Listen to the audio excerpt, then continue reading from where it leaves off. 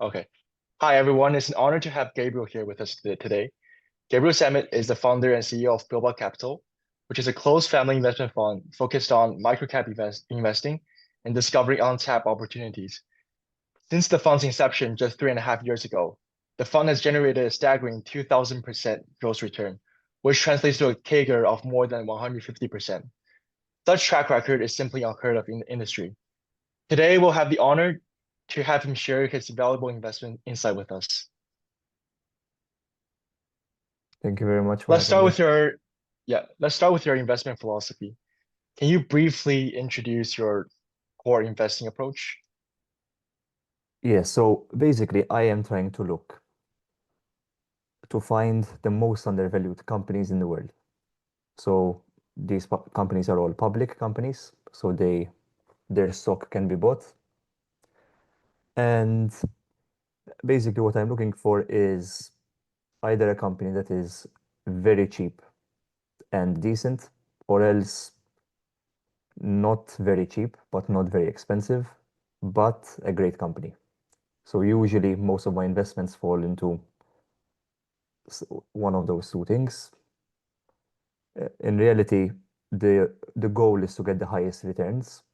So I am agnostic in the way that I don't really care how the investment looks like, as long as I can understand it and as long as the risk is low. So in terms of markets, I look everywhere apart from the markets in which I think minority shareholders have a big disadvantage. So basically, countries where the court laws aren't very strong are usually much more risky in the sense that there are things that I cannot really predict that can go outside my favor in a big way. So, for example, I wouldn't invest in Africa, Mhm. but for the most part, let's say Canada, USA, Europe, Australia, Japan, Hong Kong, South Korea, those are all markets I look at. Thank you. Now, nearly every value investor will say that they look for great businesses at reasonable prices with run by good management, right? But your returns are clearly indicate that you're doing something different. What makes your approach stand out, and what do you believe is the true edge that has driven such a stellar track record? So realistically, I can't really say what I do differently because I never worked for someone in the industry. So I can only guess. But basically, to get the highest returns, there are only two things that matter. So one of them is the set of opportunities you have. So the larger the set, the better. And the accuracy of your judgment on each investment. So the best investor, theoretically, would be one who can look at every single stock in the world and knows each one at more depth than anyone else in the world. Now, in reality, that is not really feasible for one human. So, in terms of looking for opportunities, I try to look at as many companies as possible.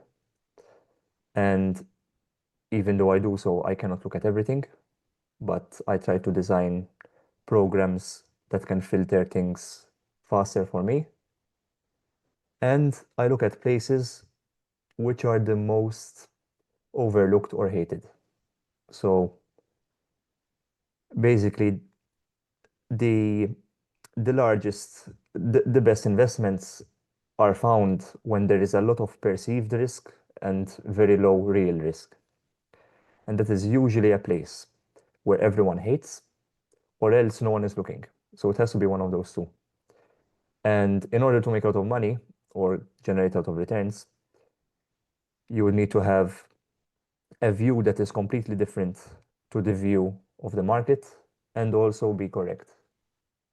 And that sounds like a very hard thing, and it is, but the more amount of companies I look at, the less accurate my judgment needs to be.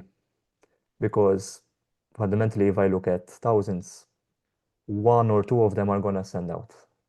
And if I Mhm. do enough research, then it might be quite clear to me after a few days or weeks that there is something that people are missing.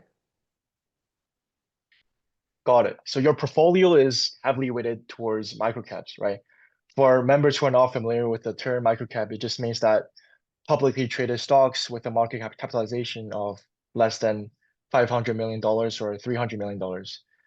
These are companies that get very little institutional attentions and public information. Like I'm just wondering, like how do you conduct the due diligence process for these companies? Because the information are so scarce and scattered. So with the help of AI, that is quite helpful by now. So it Mhm. can, well, it basically has all the data of the internet.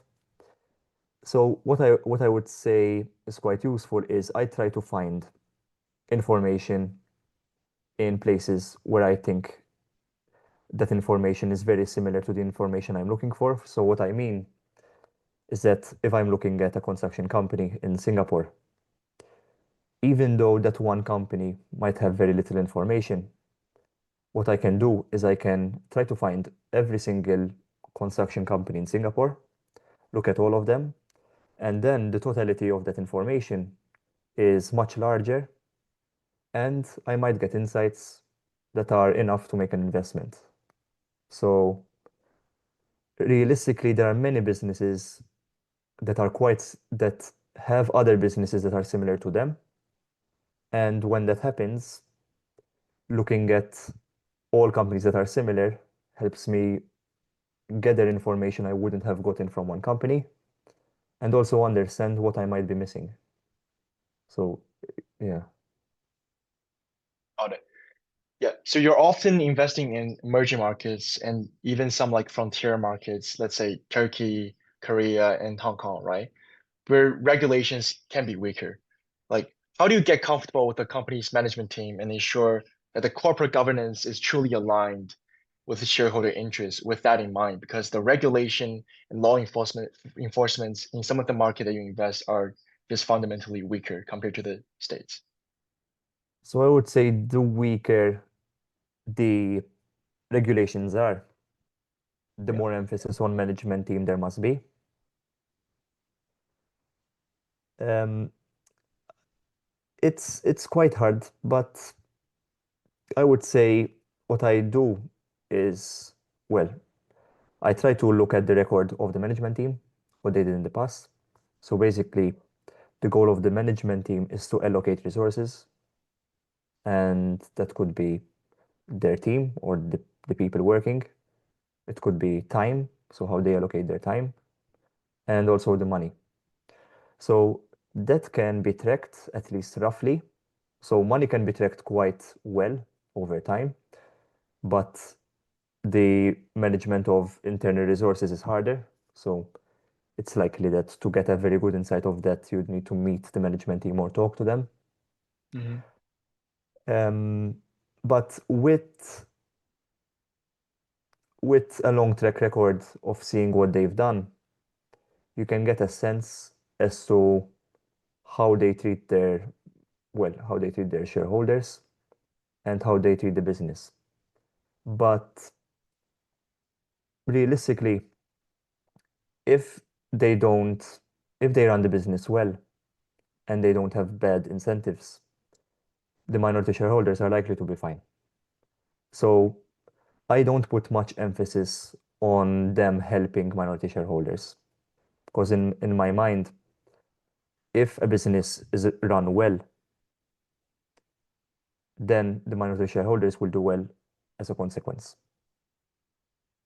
So, for example, many people look for buybacks and dividends. I don't, I think that is something to consider, but it is not a requirement. And as long as the business is run well and the person has a good character, that is fine for me. Yeah, but good character can, like, good character can sometimes be subjective, right? It's not a quantitative factor that you can actually quantify. For example, in a market like Hong Kong or Korea, if the company is not paying dividends, not doing any buybacks, Like, wouldn't that be a toll on their capital allocations because the regulations are so weak? No. So basically, the way I see it is that there is a price for everything. So it is very easy to buy a business at two times earnings where the business is growing 1000% a year, making buybacks and giving dividends. But those opportunities don't exist. So I always have to make a compromise, but that compromise must be the best compromise in my favor. So if a company, if I'm paying 10 times earnings and the company isn't growing and they don't give buybacks or dividends, then that's a hard place to be in.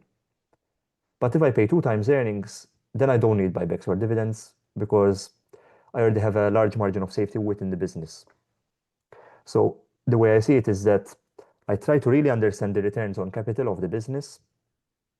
And if they do buybacks at a low price or dividends when they cannot reinvest in the business, that is a positive factor.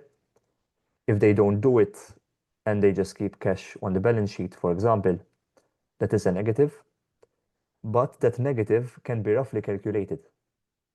So I would lower, in my mind, the model of what their returns on capital will be over time, and then just adjust the price.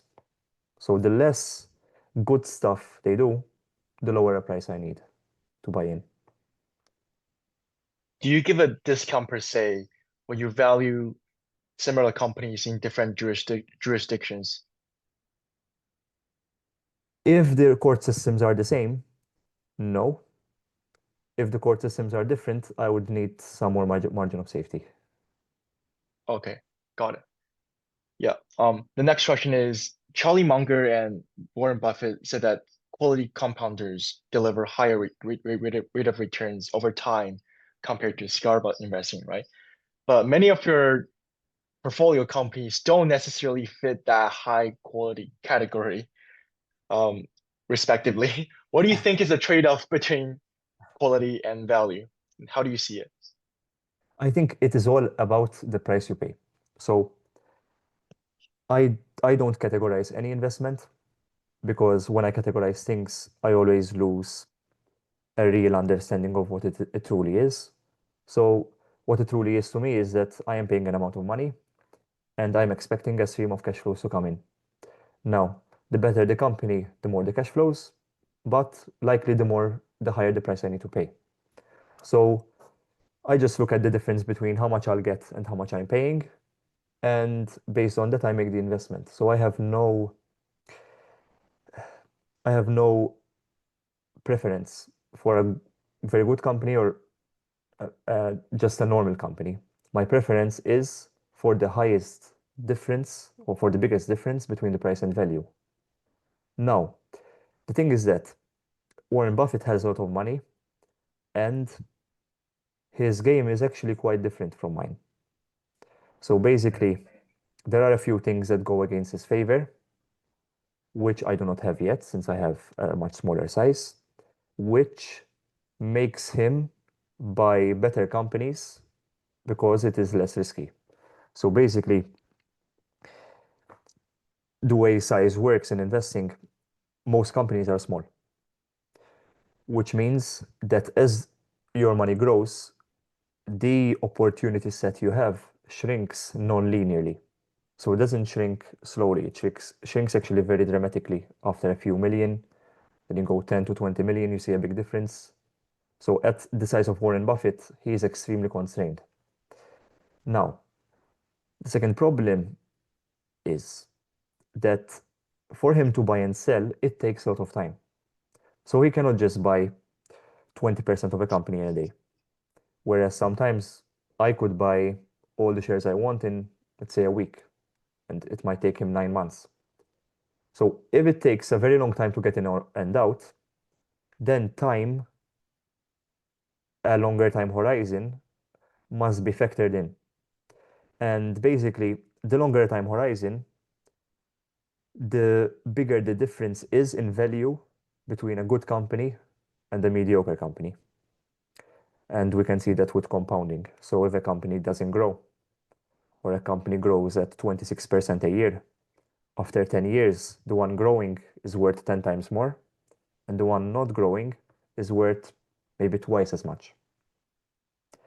So since it takes a very long time for him to buy in and get out, and he has very few opportunities, he is constrained to buying companies that are good. And that is not the case with me, and that is not the case with him when he was younger, like when he was my age. So you believe the best way to compound your wealth when you have a small sum of money is investing these smaller opportunities, small Definitely. caps. Okay. That is definitely the case. Now, if it is between very good companies at okay prices or very cheap companies that are okay businesses, I would say that's just a function of your opportunity cost. So if you have 50 ideas, you just pick the best 10, regardless of how they look like. But yeah, the best opportunities are in the small ones. Okay, got it. Let's shift to how you find these opportunities, right? Your ability to generate distinct ideas is just incredible. Like, what are your primary method for generating investment ideas? Do you do A to Z screenings? Do you scroll through the VIC website? What's your secret?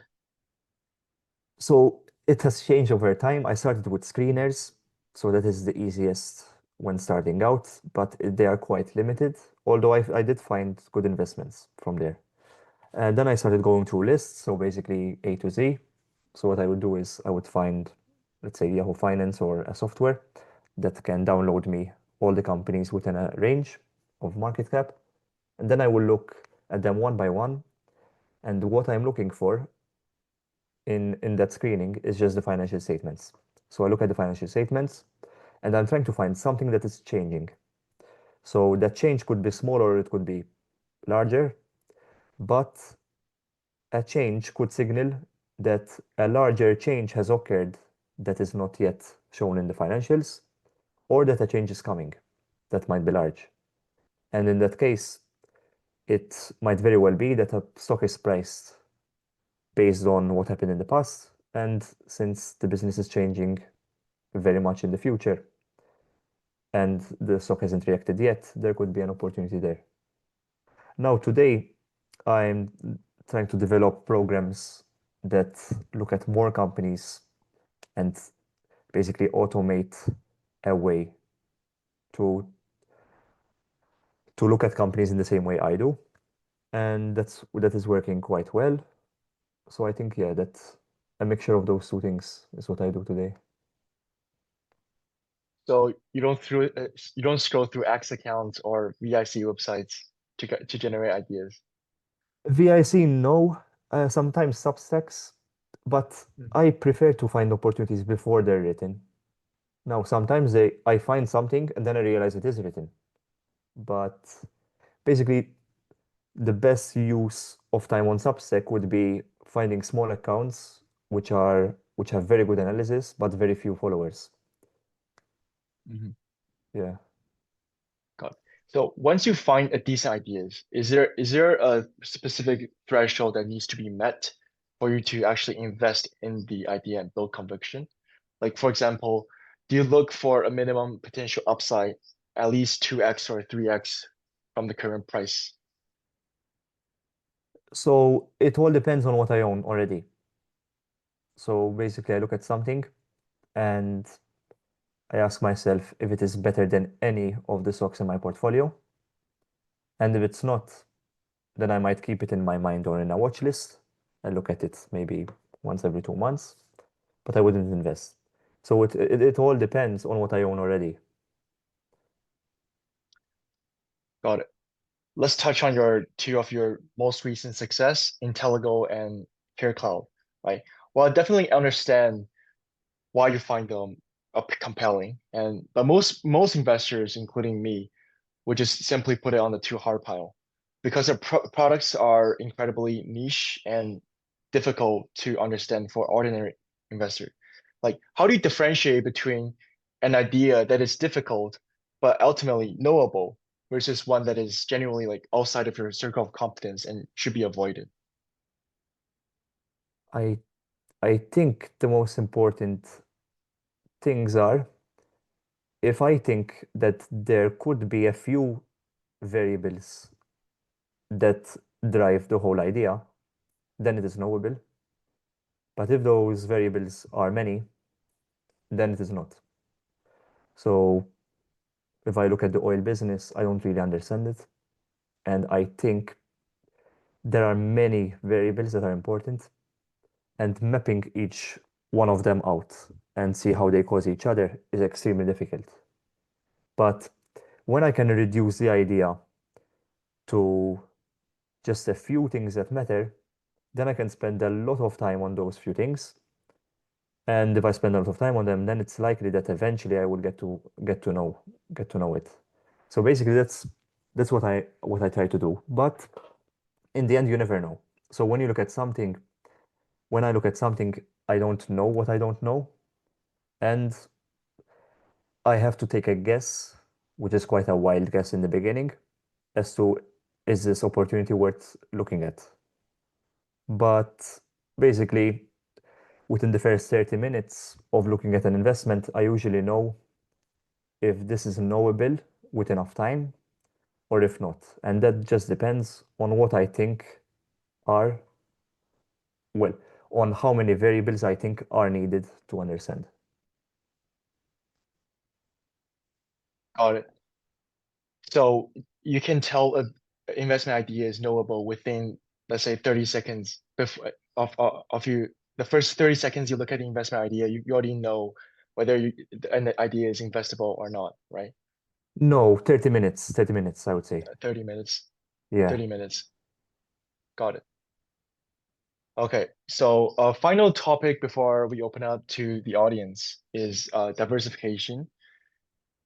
You're an extremely concentrated investor, at least before, right? So at one point you invested like more than 90% of your net worth into a single company, Reese's. Even Buffett and Munger themselves have said that they're only right 6 out of 10 times. What is the rationale behind such an extreme level of concentration? Well, diversification depends on how well your ideas compare to another. So if they are very similar, then it makes sense to diversify. If they're not, then it doesn't. Now, I if Warren Buffett said that he's right 6 out of 10 times, what he didn't say is that he usually knows if he is right, he usually knows when he's right. And if he doesn't know if he's right or wrong, he, he might still make the investment. But basically, what I mean is that it's not like he makes 10 investments and he has no idea which of the 10 will do best. He makes 10, those are the best 10 he finds. The worst six will likely be, out of those six, there would be maybe four that don't work out. But from his best ideas, he almost never lost money. Now, my judgment is not as good as Warren Buffett's, so that is something to consider. But the undervaluation I can find with my net worth is much larger than what Buffett can find. And so diversif the concentration is less risky if there is more undervaluation. Does that has to do with like how much money you have? Like less money Yes. you have, more concentrated you are. Well, it depends. So I would say if starting out and and I'm not sure how good my ideas are, it's probably a good idea to diversify a lot, which would be just a learning period in which I can just test my judgment on many companies. And then, as I start to get a sense of how undervalued the most undervalued companies in the world are, then when I see something that's very undervalued, then I know how rare it is. So let's say I only looked at 10 companies in the world.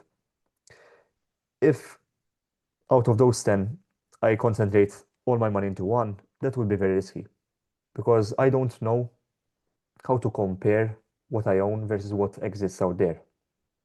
But the more companies I look at, the more general sense of what true undervaluation means, and the more I know how rare it is to find.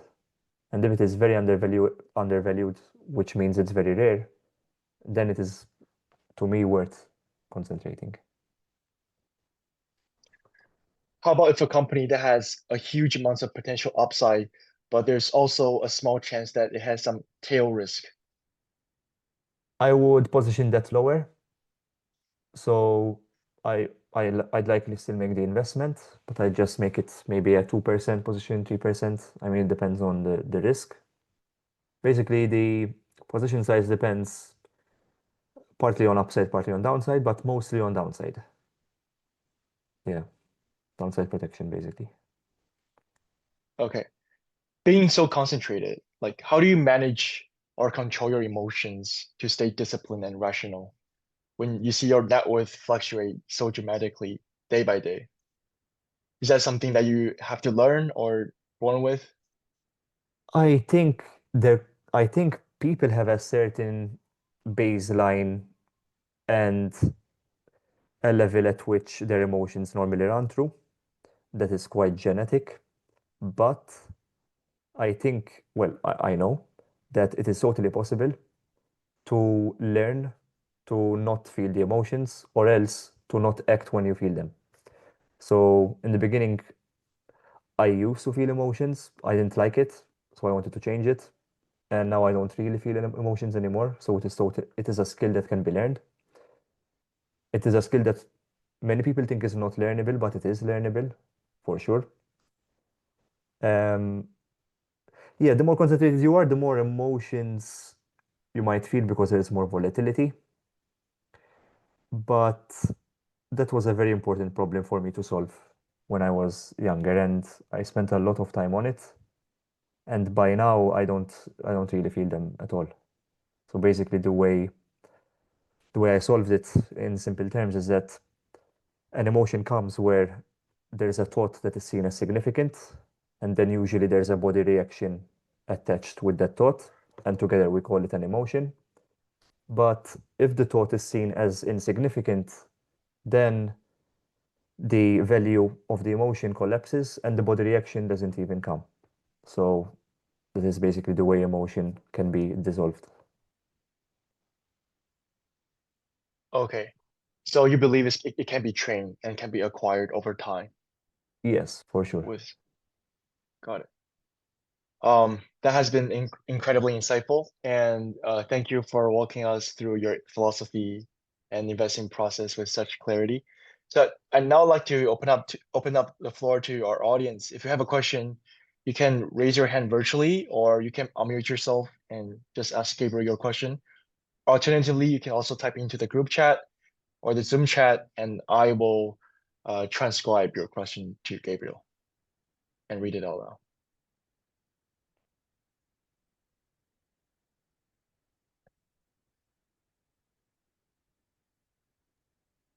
Yeah, hello. Uh, Hello. I'm Matthew, second year at LSE, and I have a question.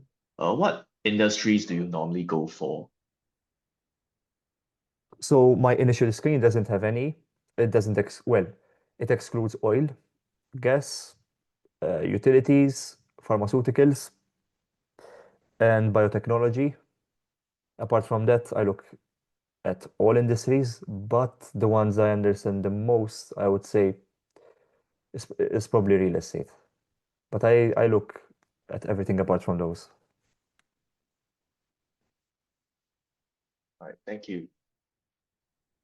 we have a question in the group chat. Clarence is asking your opinion about Baba.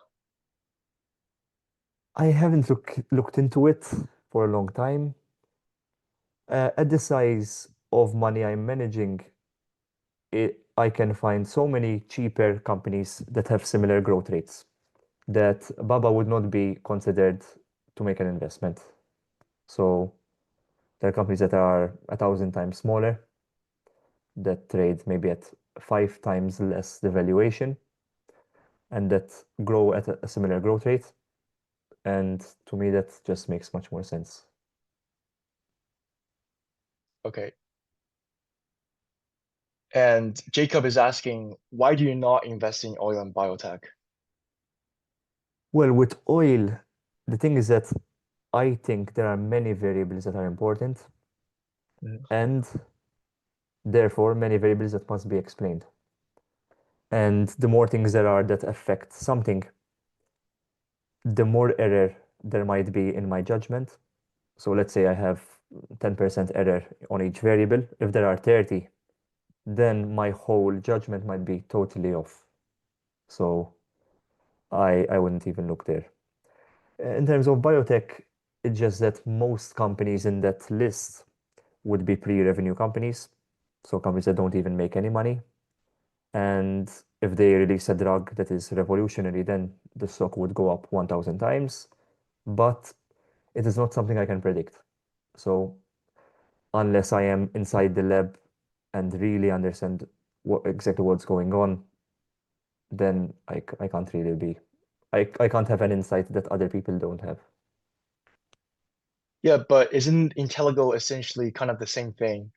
Where like, are you a user of IntelliGo? Like, the primary information that you have is quite limited also, right? Yes, it is quite limited, but Intellego was making money when I bought it, so it Mm. wasn't pre-revenue. Basically, the reason I don't look at biotech is that 98, 99% don't even have revenue. So it's just that it is a very efficient way to remove a chunk of stocks that would waste my time for the most part. Okay. Yue is asking if you ever heard of the stock MVST. No, but if you like, I can research it real time, like at least like for a few seconds, if you like. Um, sure.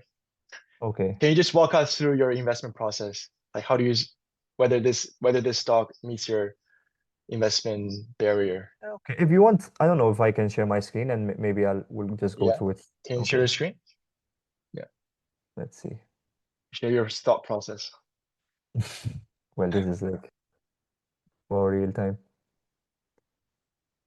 Am I sharing the screen? Okay. Are you seeing the screen? Yes. So what is the ticker? MVST. M. Oh, M. M. M for Mac. Yeah. Microvast. Yes. Okay, let's see.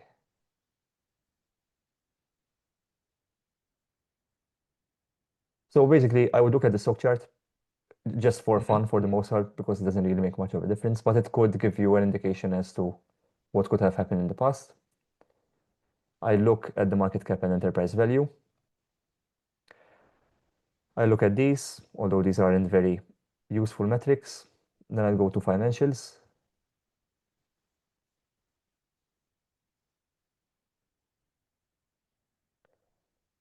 So I can see it's growing. They have positive operating income, which is decent. Oops. Okay. Other non-operating income. So this I would need to know what this 155 million loss came from. I don't know what that is. Assuming that is non-recurring, they are profitable. And if they're profitable, let's say, hmm, well, it looks quite expensive, but I have no idea on the company. So then what I would do next is read this, what they do. So provides battery technologies. Okay.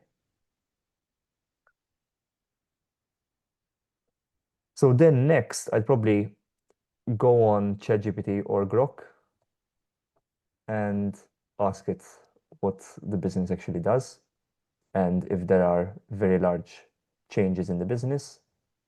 But probably just from this, I would probably stop here because it trades on a high multiple even on revenue. So there is some growth. Growth is quite good, but 400 million at a 1.7 billion, you're paying 4 times revenue. I mean, I think if this company truly grows a lot, I think it might be a good investment, but I'll probably stop there. Do you use Grok and ChatGPT more than Gemini? Because I find Gemini deep research better than Grok and. Yeah, I try all of them. So from time to Mhm. time, I find out that s- Gemini is better, but then ChatGPT is better for some things. So for the most part, I use ChatGPT and Grok, but sometimes I use Gemini just for fun as well. Okay, got it. And Lei is asking, what do you think about using leverage? So it depends on the type of leverage and it depends on the interest rate. So if you're asking for margin is very tricky because you don't control when you need to pay back the margin. So if so if you are very concentrated, it is a guarantee that your stocks will be more volatile. And if they are more volatile, there's a higher chance that you will need to pay back your margin exactly at the time at which the stocks you own are the cheapest, which is the worst time. So I don't think margin is a good idea. There are some people who made a great returns with margin, but they were very diversified and they were long short. I don't do that, but there are some people that made a bunch of money doing that. Now, if you can get a fixed, or let's say a fixed interest loan from a bank and pay bill after, say, 10 years to invest, I think that's likely a good idea, especially if the interest rate is low. So when buying stocks, initially wanted to get loans from a bank, but they didn't allow me. But if they did, it would have worked out. Got it. So this is from Satish. What importance do you place on how much cash a business is carrying and how much long-term and short-term debt they have? So the capital structure.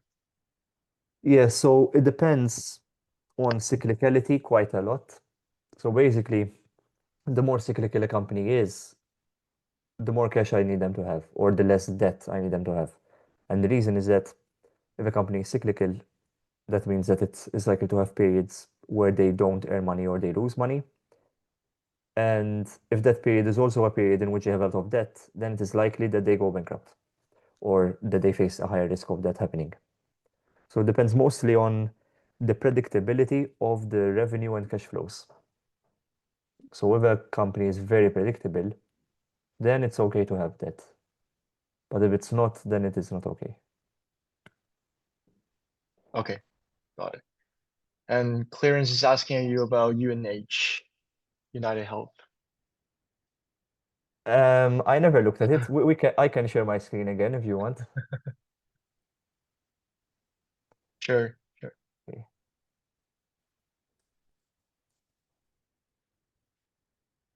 Is this the one? No. Yeah, United Health.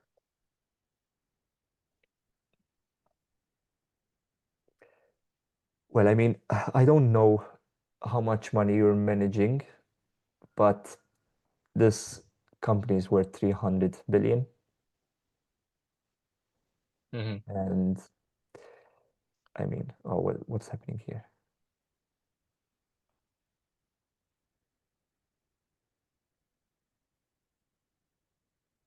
Because the market capitalization is too large. Yeah, market cap is too large. It's very likely that there are cheaper companies in smaller market caps. Hmm. Okay, okay. So,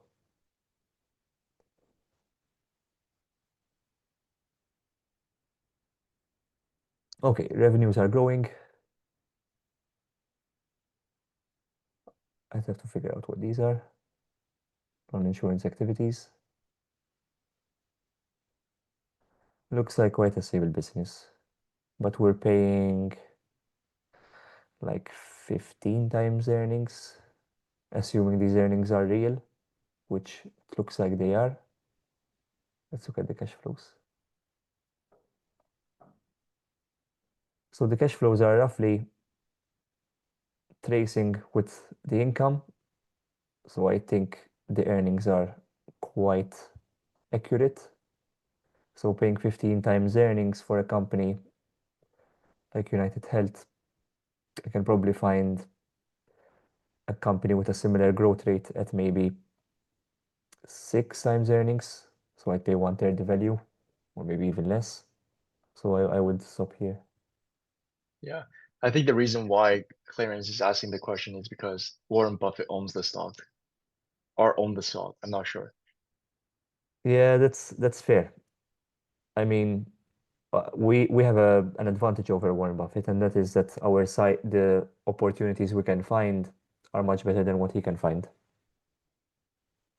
What would you say is the ceiling that for microcap investing? Like if you how much money you can have until like microcap Well, investing doesn't work? it's not a binary, so it just that it gets harder over time. So it's not like after 20 million you're cut off. But I Hmm. think you'll see a meaningful difference below $500,000 and from 500,000 till like 2 or 3 million. Then from 3 million to 10 million, you will see another lot, like quite some loss in companies you can't look at. Then from 10 million to 25 million, you will see another drop. 25 to 50 is another drop. 50 to 100 is another drop. And then from 100 million, really, your investment space is already quite limited. Okay, got it. When it comes to high PE stocks, what do you look for to see that the PE is justified, like ROIC? This is from Satish. Yeah. Well, if the PE is very high and the earnings are real, so what I mean is that it's not masked by some non-recurring expense, then there has to be a big change in the business. So if I'm paying, let's say, 20 times earnings, then the business has to materially change a lot. So either the business model is going to change completely, or else it's a company that needs very little money to run and it can grow a lot. So maybe software. Um, yeah, I mean, I don't look at any one metric for that. It is just that I would try to know what's going to change because something has to change if I'm going to pay 20 times earnings. Okay. You don't have a preferred like financial matrix Um, to look at? well, price to normalized earnings. So basically, I would look at earnings. I would try to really understand what the real earnings are, which sometimes is just as easy as looking at net income in the financial statement, but many times you have to make adjustments. So I try to understand what adjustments I need to make to the net income to get to true net income. And once I have true net income, then the price relative to that, to how much money they're making, is very, very useful. And then what Okay. I try to find out is the returns on invested capital in the business, and that I have to normalize as well. So none of these can be really screened much. Sometimes they can if the business is simple and aren't any non-recurring expenses, but most times I'd have to make adjustments. And then what I like as well is the return on new money that is invested. So maybe the business is old and has low returns on capital, but the new money is being invested in higher return places. And that could change it would change the cash flows quite dramatically over a few years. So you look at the enterprise value, but when you actually value the company, you're still valuing it to book on a to market capitalization basis, right? Yeah, I value both on so EV to real earnings and market cap to real earnings. Hmm. I don't buy companies that are low on EV to earnings just because they are low on EV to earnings. If they are high on the market cap to earnings, I would still probably not buy it unless I think that the management team will invest that cash at very high rates. Hmm. But I would look at both because all else equal, a company at 5 times earnings and 1 times EV to earnings is better than a company at 5 times earnings and 10 times EV to earnings. Hmm. We have a question from Ming. Do you play any reasonable value small caps in hot sectors like AI, drone, etc.? I think what he meant is that do you invest in any reasonable or pay any attention to any reasonable value small caps in like AI or drone sectors, like high tech sectors? Yeah, if I find them and they're cheap relative to how much they will grow, then I look into them for sure. I haven't found any though at the moment. Okay. When you're screening stocks, do you mainly look for sorry. When you're screening stocks, do you mainly look for irregularities, or can you explain or give an example? So, yeah, so basically I'm looking for a company that is, let's say, 3 times earnings or less, that is not gonna grow, or that will grow a bit, or else 4 times earnings that will grow a bit, or else 5 times earnings that's gonna grow 10% a year, maybe a bit more. Basically, the higher I go on the multiple of earnings, the higher the growth rate I need. And ideally, it would also be a company that is changing. So maybe the stock hasn't reacted to a big change that is happening, or else there could be a special situation. So with CareCloud, for example, the entry point was cheap mainly because there was a special situation, and that was that there were many preferred shareholders that owned preferred shares, and when these preferred shares got converted, the preferred shareholders wanted the preferred shares, but they didn't have them anymore. So they all sold at the same time. And the stock went down 50%, I think, on the day. Then it kept going down. And that created an extreme opportunity where the business fundamentally was even better than when the preferred shares were there, but the valuation was at 1/3 the valuation. Did you find Intellego and CareCloud on a screener? They were not no, they were not from screeners in Telecom Crowd. They were from, actually, both of them were from two very good investors that are friends of mine. Yeah. Oh, okay, got it. And Ning is asking, like, ClearCloud's in the SaaS business, right? There are many narratives that AI will change the SaaS industry. What's your opinion on that?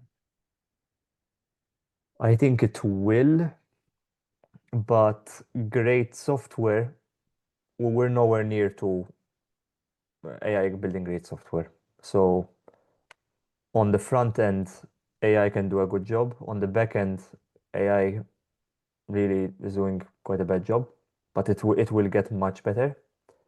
But the real value of Care Cloud is mostly in how sticky that revenue is.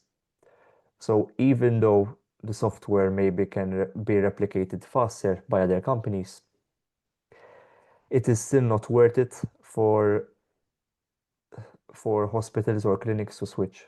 That is basically the thesis. Got it. I think Luke is raising his hand. Hey, Gabby, thanks for the session. This is Luke. Very, very interesting because I'm also really interested in sort of small caps investing. So can I ask you what's your process in terms of determining how long you hold the company, your target price, and also setting a stop loss?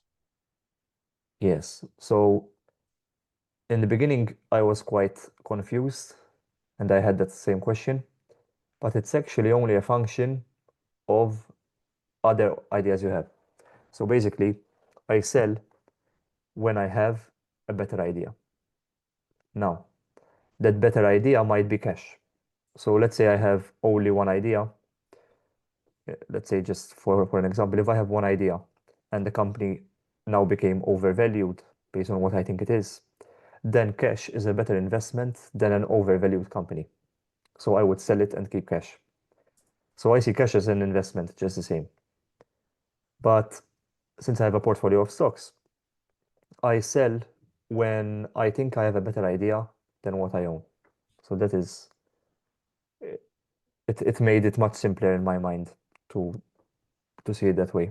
In terms of a stop loss, I would say it is useful if when a company goes down, let's say more than 20%, I would revisit the whole thesis So I try to understand if I am missing something, but I never set a hard stop loss at all.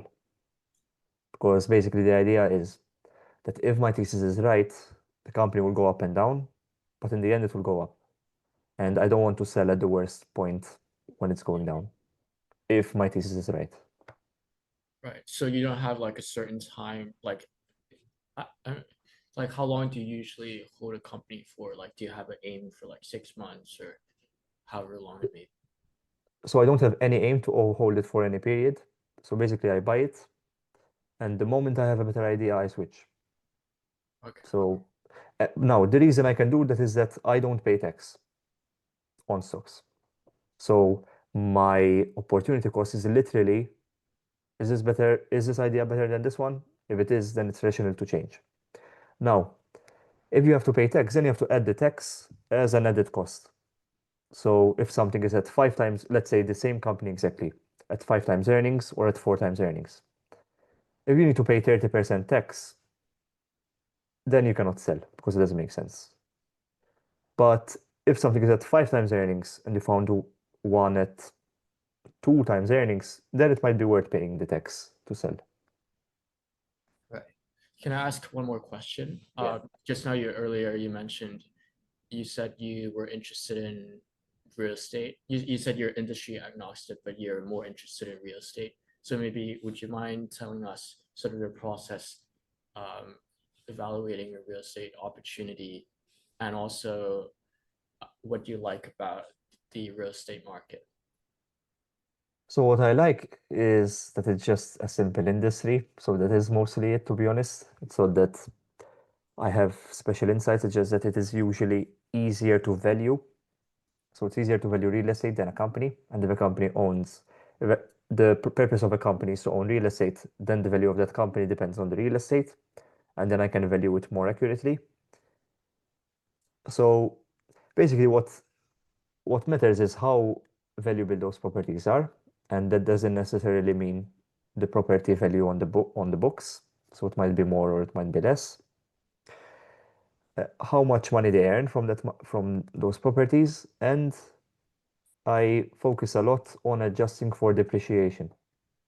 So that is really where most of the earnings change if my thesis is good. So I might find a company that is at 10 times earnings, but when looking at real earnings and adjusting for a more accurate depreciation, it might be trading at 6 times earnings, for example. So really Right. the most important, well, what I do is that if a company owns real estate, I look at every property that they own, and I try to really understand the depreciation number and try to be as accurate as possible in judging what the real depreciation is. Right. So you're not necessarily, at least for real estate, not necessarily looking for like those kind of explosive growth, or like, because it's hard to have that kind of scale when it's such a small company, right? Because I'm just thinking about like a lot of the small cap investing, a lot of people would be looking for that explosive growth. You know what I'm talking about? Yeah, so you can make money in any stock, and that is quite surprising to many people. And it was even surprising to me starting out. So I used to think that companies that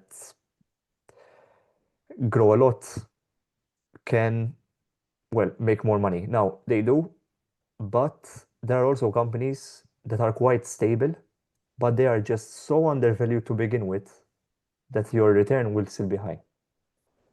So let's say a company has property worth 10 times more. So the market cap is 10 million and the properties are worth 100 million and they earn 5 million a year. Wow. I think that stock is probably worth 100 million. Maybe it's a bit less, maybe it's a bit more.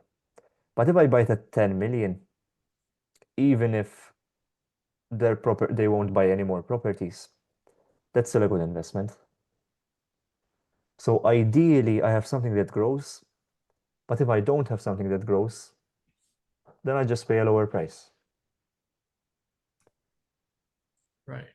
So I assume maybe you would be looking at those opportunities in the States, especially for real estate, or is it also like across different geographies, as you alluded to earlier? Yeah, it's across geography. So I never owned real estate companies in the USA.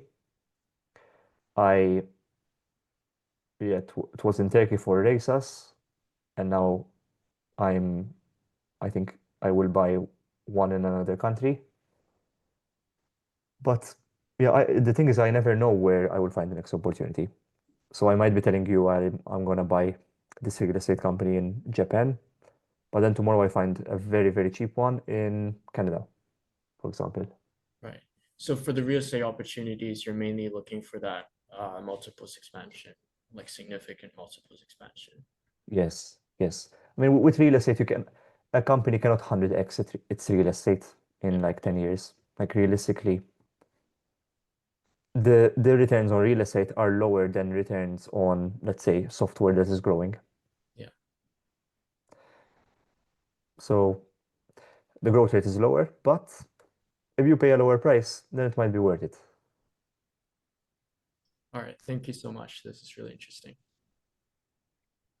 Just adding on to Luke, my question is that yes, for some of these real estate companies, if you look at the liquidation value, they're really, really undervalued.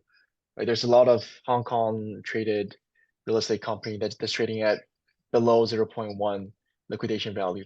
But the thing is, if they don't pay dividends or do like stock buybacks, what's driving that? What is the catalyst that drives the value convergence? So basically, the importance of catalysts is dependent on two things. One of them is undervaluation, and the other one is time. So if you have, if you can wait 10 years and you buy something undervalued, then you don't need a catalyst because you'll wait 10 years and eventually it will move to its price. Now, if you buy very, very undervalued at a very undervalued price, then it is so undervalued that there is likely a catalyst that you cannot see, that you cannot foresee, that will happen. And that catalyst might just be a smart person with some money finding it and buying it. So dividends and buybacks are a factor to consider. They're a factor to consider in terms of how the returns will be over time on investing, but it is not needed. So if I pay 7 times earnings for a real estate company, then I need a very good management team that invests very well. But if I pay 2 times earnings, then all I need to know is the management is decent enough to not destroy value over time and maybe grow slowly. And I don't even need buybacks or dividends. And the thing is that when looking for buybacks and dividends, you cannot screen for buybacks that will happen in the future. So maybe buybacks will happen, you just don't know. Now, if a company did buybacks in the past, it's more likely that they will do in the future at the right price. But the more undervalued the company is, the more factors are forcing that company to move to its true value. Got it. But when you look at Monish's recent bet, right? When he invested in the company, when he acquired like 33% of the stake of the company, he went out of his way and talk with the father and the family who owned it, right? The father and son. But like, do you actively pursue the management of these small caps and try to go out your way and meet them to see if they're reliable, or you're just relying on the sheer undervaluation? So I try to contact them. Realistically, in Asia, I don't think I ever got a reply, or I just got an automated reply. So I try, but what I never did was actually go to their office. So I guess if I was desperate and if it made sense, I could go to their office and just knock until they open and like get some insights there. But the investments I made are such that I had enough information about the management team where I could have acted. So there was either a track record, and then maybe I could trace some data that wasn't obvious about the person at another company in the past. So I have like a longer track record to see what type of person they are, or what type of person he is. But sometimes meeting management could be extremely useful. So with Reisas, what Monish really needed to know was how well they can allocate money over time. So if he bought at that valuation and they could allocate money at least above 0% return, then he would be sure to make money. And he had access to them. He met them. He realized they were very good at allocating money, and that provided him more information to buy more shares, basically. Okay, got it. We have a question from Jay. How important is Gen AI in helping you decide what trades you do? What do you think is the best thing that it can do to help you when you're deciding which company to invest in it? Basically, do you use it for refining your ideas or idea generation? Yeah. So I'm trying to edit for idea generation. It is good. In terms of a true thesis, it cannot generate because some level of creativity is likely needed, and AI is not creative yet. When it is creative, we would call it AGI. So that could happen, but it is not at this moment. So for generating ideas, it's useful. For getting a decent understanding of how things work on a general level, it's useful. For searching, it's very useful. So if you want to search one thing, so let's say you ask Gen AI, give me the exact history of this person and find all the relevant public information about this person. So that's very, very useful there. And it's very useful to ask it. So you can write a hypothesis and you can ask it if it can invalidate your hypothesis by another one. And I found that to be useful as well. So over time, the use of Gen AI in usefulness just went up, and I suspect it will keep going up. And it will either hit a plateau in a sense that it is just not creative, or if it becomes AGI, then it is equivalent in creativity to us, and then it can just be used as another human. Got it. And Clarence is another question about what is your opinion and take about the Chinese and Hong Kong stock market? So they're both cheap. I prefer Hong Kong to China because the court laws follow the British system. Although then there would be the argument that China has more control over Hong Kong than most people think, which is a decent argument. So in general, I don't invest in Chinese companies, but I invest in Hong Kong companies. And I think they are very cheap. And I don't think the cheapness is justified by the arguments I hear. I guess there could be some discount you put, but not as high as a 90% discount over companies that are similar in the USA. I think is South Korea cheaper than Hong Kong? There are some extremely cheap companies. The cheapest companies I found are in Hong Kong. I think the second cheapest company I found is in South Korea, and both are cheap. But South Korea has worse demographics, so the birth rate is extremely low. And if you look out 20, 30 years, that will actually have a big impact on everything. So unless we solve aging, which I think will be solved actually, but unless that happens, over the long term, if the business in South Korea operates in South Korea, then there must be a discount put. Because if there are less people, fundamentally the value of a business in South Korea where there are less people is lower. Yeah, and we have audience in the group chat interested in Silky construction. saying that the company is recently being suspended from trading due to a corruption scandal. What's your current take on the company? You know, I think it's probably a good buy at this.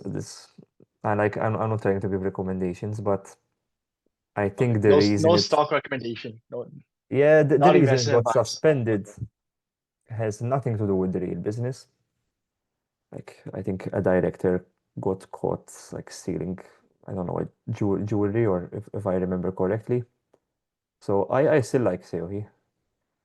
My biggest question about that is the CEO. So he is quite old, and I think he is very good, but I think his daughters are less good than him. And Mhm. if he passes away, then they will run the business, and if they run the business, then I would have to rethink the future growth rate of that business. So I'm hoping that we solve aging before the CEO of Seohi passes away. Okay, got it.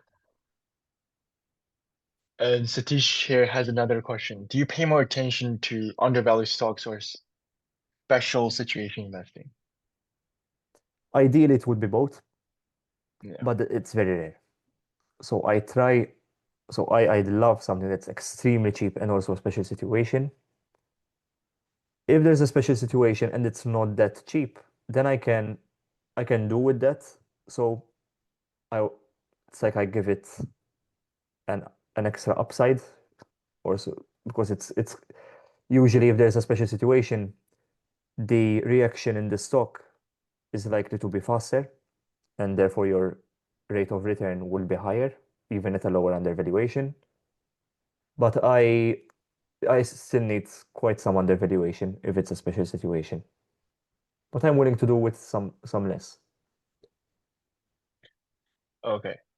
Satish is asking you if you can screen a stock and show how to, like, what kind of company will make you want to get dive deeper.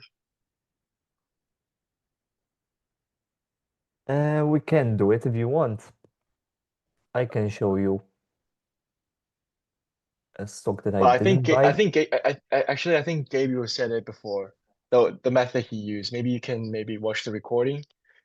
I think it's mainly the effort that you put in, right? Because the screening method, like everyone has the same screening method, but Gabriel is the only person that I know have actually looked at all the stocks in the Singaporean market, all the stocks in the South Korean market, and all the stocks in the Hong Kong market. So if you're willing to do that, you can probably also make a 100% return a year. No, I can almost guarantee. So I can Yeah. guarantee will beat the market if you look at all stocks. Yeah. Now, 100% needs, like many other things, and Yeah. some luck in terms of how fast the stock goes up. So you might be right, but you need to wait 2 years, and then your rate of return would be 30% a year, which would still be very good. But so there would be you would need some luck there, or else you can. Well, if you look at all the companies in Hong Kong, I can assure you that you will find cheap ones, and they will be so cheap that if you research them, well, you still need to research them, but if you research them enough such that you have a good understanding, which is achievable by anyone, then you can make the investment and you're likely to make money. Especially if you buy a basket, I mean, yeah. Okay. Luke wants to ask. Yeah, Luke, go Hey, ahead. so I have one more question. So in terms of the special situations companies that you mentioned earlier, is there like is there like a certain stage of the turnaround that you would have like higher conviction in, or just generally, how do you get that conviction when like during that turnaround? Because of course there's such a high amount of risk for that kind of investing. So I would look at risk really. So in a special situation, there might be a time where a company was very risky and I was not risky at all. And at the period at which the transition happens is the period in which the stock normally doesn't move yet, but the thesis of the company has changed completely because the risk is very low. And that is the perfect time to buy in before people realize that this has actually happened. So I think actually there are only a finite number of things that can happen to create a special situation. So I think it's useful to probably list them out. I haven't even done it myself, but I think I'll do it. So one of them would be preferred shares getting converted. One of them would be a spin-off. So a company has two companies in itself and it just opens one as a separate stock. Or else a merger. So a company buys another one and they merge as one. Or else a takeover. So just a company got sold and maybe the stock went up a bit, but there is still some upside to get. Or else a very large contract that maybe isn't evident where it's not obvious that it's a large contract, but when you do more research, you're like, okay, this contract must be above 100 million, for example, and then you look at the market cap and it's like 10 million, and then you start mapping out how much money they could make on a low basis and like good scenario. So there are only like, I don't know, 20, 30 things that can happen to create a special situation.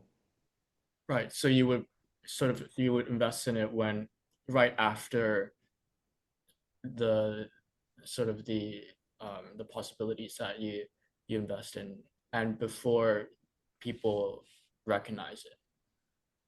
Yes, that is the ideal time. Yes. Right. And also second question would be just how you mentioned like the different markets in Asia, and I think you mentioned Turkey as well earlier. So in terms of that, how do you approach a market or a company that is really hard to understand? Because as you said earlier as well, we don't necessarily know what we don't know as well sometimes. Yes. Well, the don't what you don't know is a hard one. There are always things you don't know. I think with AI, you can force yourself to ask questions that eliminate most of the unknown unknowns. So honestly, I think there are many unknown unknowns, but they are finite. And I think if we can list them all and go through them one by one to make sure we're not missing them, will be quite useful. But then there are still things that can come out which cannot be predicted in a way either. I think it's quite hard, to be honest. Right. Well, what helps for me is that whenever I find a company, I try to find similar companies, whether public or private, and see how they differ. And obviously, each one is a bit different. And when one is different, I try to understand why they're different. And like that, you're basically reducing the amount of error you could have made if you just looked at that business alone. It's kind of like having I don't know, creating boundaries of your error in a way. So yeah, looking at similar companies or similar companies in the past or similar companies in different countries, that's quite useful to me. Okay. Yeah, that's very useful. Thank you. Sorry, can I ask one last question, which is, do you only look at companies that are cash flow positive or not necessarily? They don't need to be cash flow positive. They don't even need to be net income positive. Ideally, they are operating income positive, unless I have a very good idea as to like a total change in the business model, which requires very little execution risk. So let's say there's a company that has been under earning for some time. So they've been earning, okay, let's say they've been earning zero. And they realize that with just one change, they could, let's say, get their customers to pay them. Okay, let's say it's a law firm, for example. And this law firm has a set amount of clients. And let's say, for example, that these clients pay every year. So let's say they pay 10,000 a year, each of these clients. If the law firm realizes that if they change from 10,000 a year to a percentage of revenue of each client, and that would translate into the revenue going up 7 times, then that totally changes the thesis. So if it is not positive today, and I know that will happen, then I'm likely going to buy the stock because I know how profitability will look in 1 or 2 years when they change that business model. Right. But basically, how much confidence I would have in them depends on how hard it is to make that change. So if it is very easy, if it's just sending an email and them accepting, and I know they will definitely accept, so if I know the clients will definitely accept a different type of fee, then the thesis is quite simple. The clients will just go from a fixed rate to a variable rate. That variable rate will be 7 times more, and the revenue will go up 7 times. Their costs are fixed, and you will make, instead of 0, you'll make 10 million a year, and the stock is at 20 million, for example. So that would be an example of a time I would buy an unprofitable company. Right.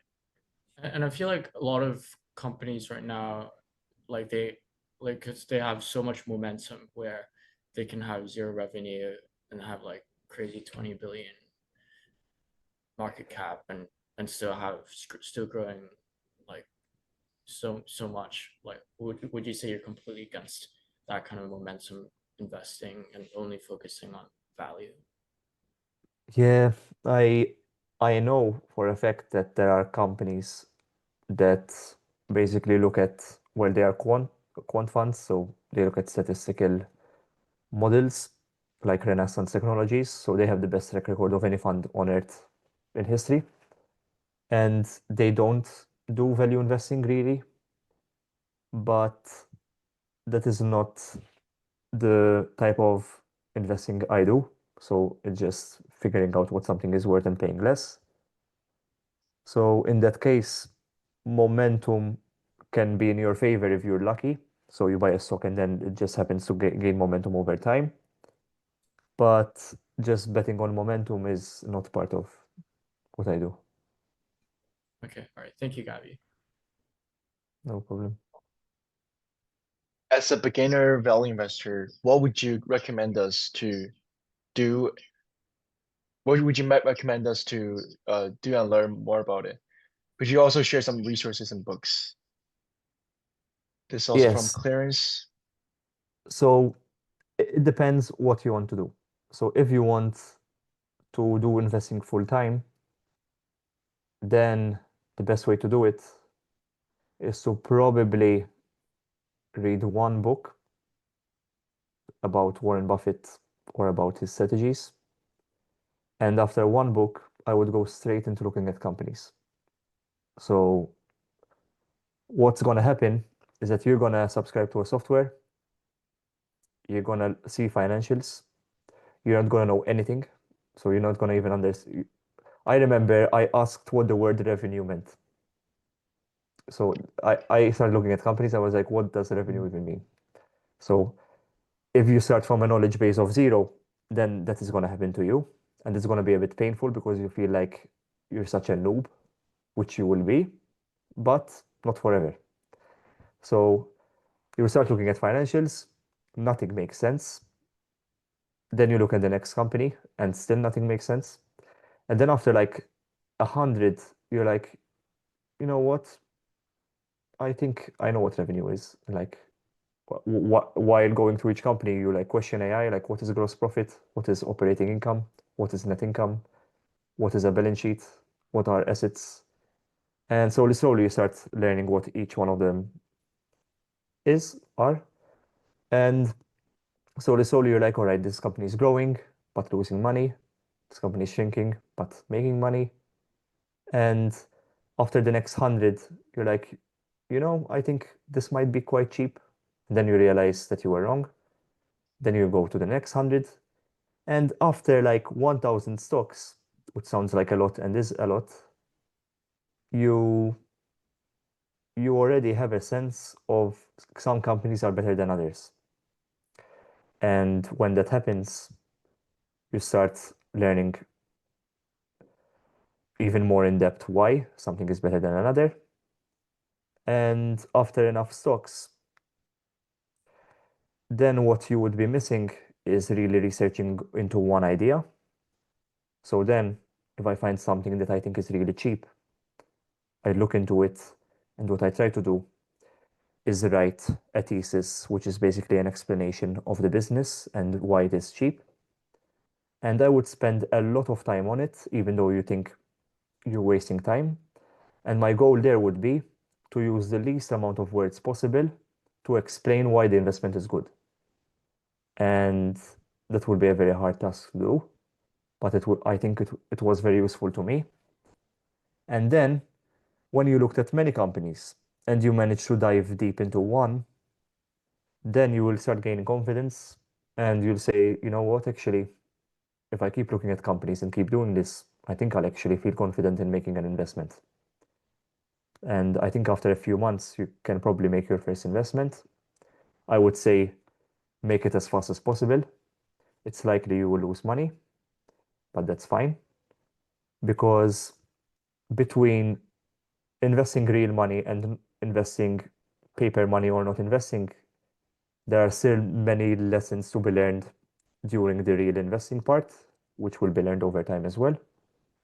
But basically, if you do that, you are guaranteed to be better than when you started. And I would say within a few months, you're likely to already have a good sense as to what is definitely cheap and what is definitely expensive. So you will know the extremes. And then as you get better, you can get to know businesses better. Okay, and I have one question from Mikolaj. He's asking whether indexing is a good idea. Well, it depends. So if you don't like investing, or if you don't have time, or it's not your priority, then ideally you buy things in which you have low risk and good returns. Now, that is actually quite hard to get. So the thing you will compromise is time. So you will compromise time to have a lower risk and higher return. And the way you do that is to buy many companies at once, which would be an index. But your rate of return will depend a lot on the price you pay. So if you pay a high price, you might see bad returns for 20 years, which is not great.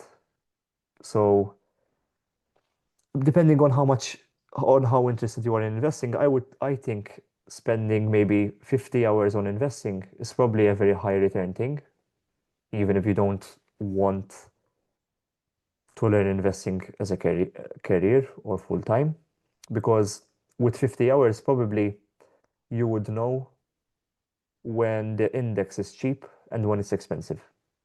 And what you can do is that you can have a disciplined approach in which you buy an index when it is below a certain price relative to the earnings of those companies and sell at a price that is crazy. And I think if you do that, that will be okay. But by doing so, aren't you paying a very high capital gain tax? Yeah, it depends on your tax as well. So you'd have to make that calculation. But I think buying the index right now is not a great idea, to be honest. Mhm. So, I mean, really, there isn't much you can do. If the knowledge you have is zero, then there isn't much you can do. So within the first few hours of learning about investing, your knowledge can go from zero to, I mean, the number doesn't matter, but you would at least know generally if something makes sense or not in terms of indexes. And yeah, I mean, the alternative is to either buy like groups of companies which you think are like decently cheap, but I don't think that idea is great if you don't have much time. So realistically, yeah, it's hard. I mean, buying the index at a high price is not good, but not investing at all is not good either. do you place more importance on balance sheet or income statements? Depends.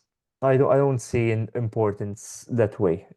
So what really matters is how much money they will earn. And well, that is basically all that matters. So the balance sheet helps you know how much risk they're taking to earn that money and how much reserve money they might have to make more money in the future. So if they have a bunch of cash and they're going to use it, then it's likely they will grow faster than a company that is similar but it doesn't have the cash. So both are important, but what's really important is the earnings over time. Do you take macro into consideration? Yes, but I always try to find the variables that are most important. So most of the time, the management team has much more control over the business than a politician has.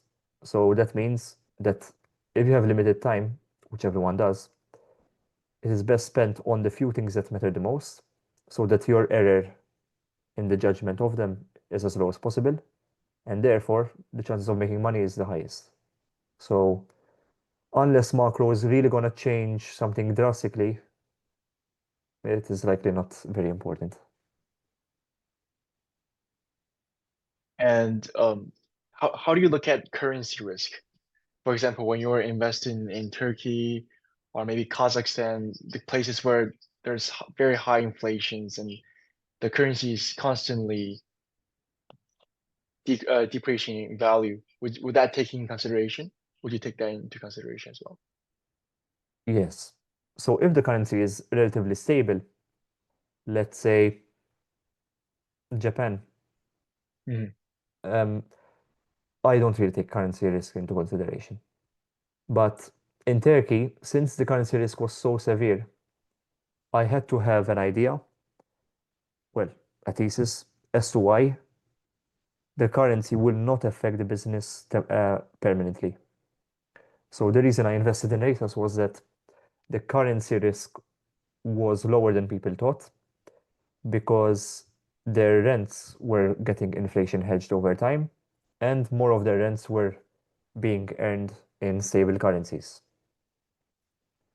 Now, if there is a currency that has been stable for a long time and then there was a year of instability, I would try to see if that instability will continue. And if not, then I might find a company that's cheap that had a rough year because of a currency. But if the currency goes back to its normal level, it is extremely cheap. So I would do that as well.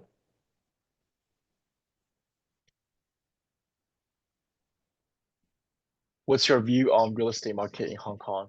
This is also a question from Luke. So I think it's roughly at the same price it was in like 2017.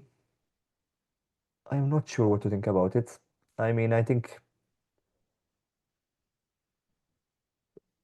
I don't see it doing very badly from here. So I think if you can find something very cheap in Hong Kong, it is more likely than not that the value of that property, I would say, would go up from today to 10 years from now. Yeah, I have an answer to this. I think I have an answer to this question. Obviously, I don't know if it bottom or yet, but I think you can look at it from a dividend discount perspective. So I invested in a lot of the Hong Kong realtor last year, and the way I look at it is that yes, of course, they're trading at 0.1%, well, 1% of their liquidation value, but you just have to look at the rent, the actual cash flow that they're receiving and the dividend they're paying out to the shareholders. I think that will get you a better sense of maybe the valuation. Yes, in the end, the Mhm. value of anything depends on how much it earns over time. So if a property is on the books for 1 billion but earns zero rent, and it will earn zero rent forever, then the value of that property is zero. So it all depends on the rents over time, realistically. But it doesn't mean that if rents are low today, they will be low tomorrow, or if rents are high today, they will be high tomorrow. So what I need to know is that basically the whole thesis of real estate would be how much on a normal basis will they earn rents, and how confident I am in that happening, and why. And if the rents are going to be high and you're going to pay 2 times earnings, so like if the rents are there and you're paying 2 times earnings and you think the rents will go up, then that is a good investment.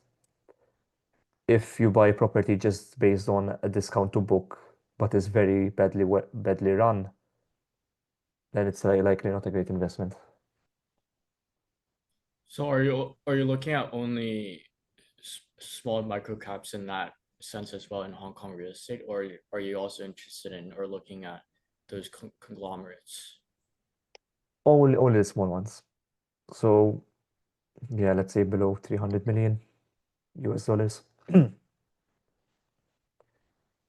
Okay, thank you. Okay, I think that's all the questions that we have today. Thank you so much, Gabriel. That was very informative and insightful. Thank you so much for coming. Thank you. I'm glad you enjoyed it. Yeah, thanks. Bye.